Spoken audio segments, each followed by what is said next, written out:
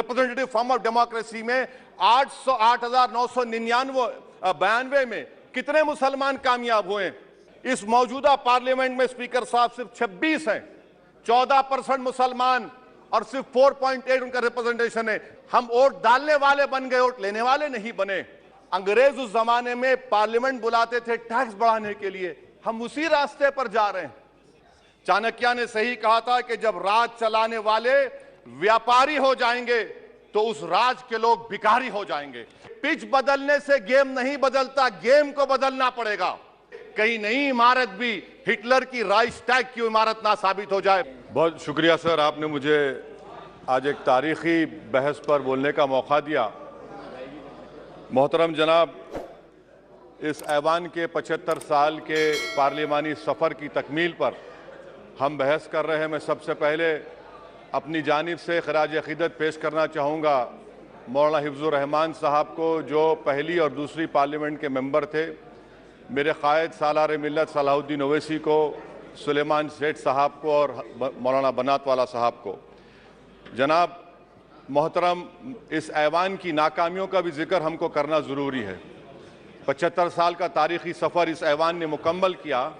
ये ऐवान एक इमारत नहीं है मेरी नज़र में, ये ऐवान इस वतन अज़ीज़ का एक दिल है, जो बाहर जो गरीब और मजलूम अवाम की तकलीफ़ को महसूस करे, इसीलिए मैं इसको दिल कहता हूँ। मैं आपके सामने 15 मिसालें पेश करूँगा जहाँ पर इस ऐवान ने अपनी नाकामी का सबूत पेश किया। एक उस वक्त जब दिल्ली की सड़कों पर सिखों की नस्लकशी की जा रही थी। एक उस वक्त जब 6 दिसंबर को बाबरी मस्जिद की शहादत हुई। आ रहा हूँ भागलपुर, जिसमें रेशम के कारोबार को ख़त्म किया गया, मुसलमानों को दफना दिया और वहाँ पर फूल गोभी उगना शुरू हो गई। एक उस वक्त नाकामी साबित हुई जब मुजफ्फरनगर और गुजरात में नस्लकशी की गई। एक उस वक्त सर जब हम देखते हैं कि मुंबई की सड़कों पर इंसानियत का नंगा नाच हुआ।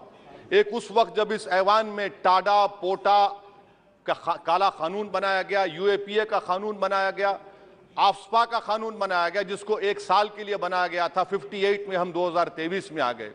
एक उस वक्त नाकामी साबित हुई जनाब, जब हम देख रहे हैं कि आज ये जो दिल है, भारत का दिल है, हिंदुस्तान का, इंडिया का दिल है, आज गरीबों में, मजलूमों में, मुसलमानों में, कश्मीर की आवाम में, दलितों में, आदिवासियों में इस ऐवान की मोहब्बत और एतमाद खत्म हो रहा है, कम हो रहा है।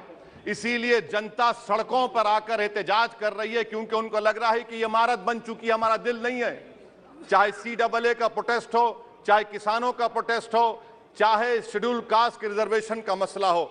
इसीलिए मैं आपके जरिए हम तमाम को मुतनब्बे करना चाह रहा हूं कि अगर हम रोडों पर इंसाफ करना जनता को अलाउ करेंगे, इस ऐवान को दिल नहीं रखेंगे, तो याद रखिए ये हमारी पार्लियामानी जमहूरियत के लिए बड़ा नुकसानदेह साबित होगा। और नुकसानदेह इसलिए भी होगा कि क्या हमको अपने ख्वाब गफलत से, अपनी जिम्मेदारियों से निभाने के लिए क्या भगत सिंह को आके बैठना पड़ेगा ऊपर कि देखो तुमने 75 साल में कैसा कानून बनाया और किसको कहां तक पहुंचा दिया।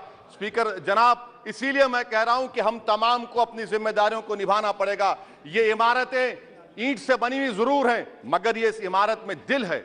इस इमारत को दिल के तौर पर बरकरार रखना पड़ेगा। स्पीकर सर, एक और मिसाल दे रहा हूं जहां पर इस ऐवान की नाकामी है। सर, अब तक लोकसभा के कितने 899 मेंबर कामयाब हुए। अब बताइए सर, पार्लियामेंट्री जमहूरियत में शराकतदारी की जमहूरियत है, रिप्रेजेंटेटिव फॉर्म ऑफ डेमोक्रेसी में 8,999 में कितने मुसलमान कामयाब हुए? कितने सर? 520, जबकि 1070 को इस ऐवान का मेंबर होना चाहिए था। कितना डिप्रीविएशन है सर? कितना डिप्रीविएशन है? 92% डिप्रीविएशन है।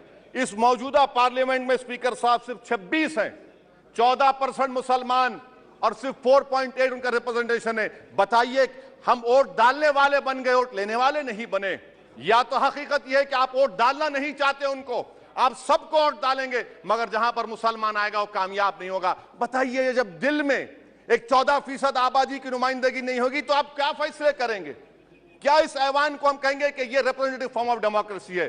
स्पीकर साहब, मैं आपको एक और मिसाल देना चाह रहा हूं। बाबा साहिब अंबेडकर ने सही कहा था, अंग्रेज उस जमाने में पार्लियामेंट बुलाते थे टैक्स बढ़ाने के लिए, हम उसी रास्ते पर जा रहे हैं। हम उसी रास्ते पर जा रहे हैं। हम तो बाबा साहब अंबेडकर को हमने सच साबित कर दिया।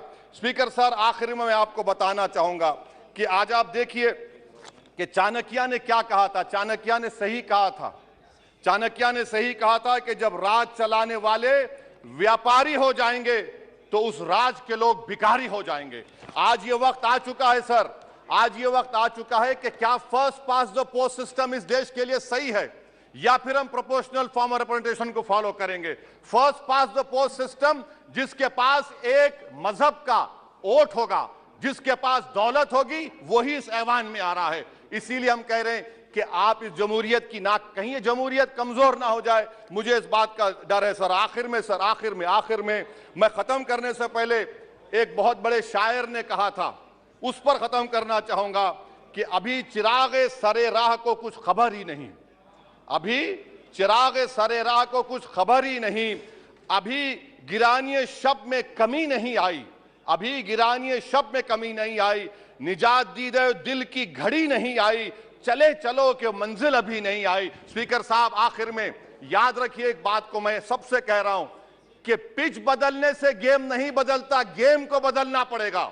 आप पिच बदल रहे हैं, वरना याद रखिए जब तक हम अपने जमहूरी उसूलों पर, रूल ऑफ लॉ पर, संविधान पर अटूट अमल नहीं करेंगे, वरना याद रखिए कहीं नई इमारत भी हिटलर की राइक्सटैग की इमारत ना साबित हो जाए। बहुत बहुत शुक्रिया।